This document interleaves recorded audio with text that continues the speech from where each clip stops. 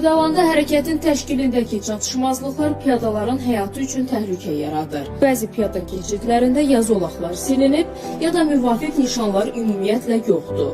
Bu isə piyadaların yolu təhlükəsiz şəkildə keçməsini çətinləşdirir.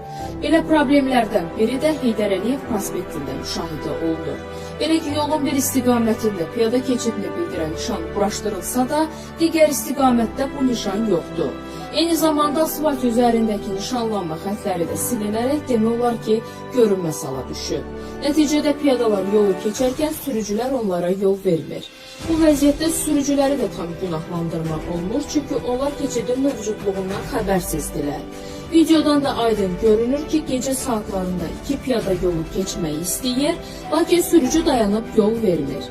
Bunun əsas səbəbi isə keçiddə həm nişanın, həm də nişanlanma xətlərinin olmamasıdır.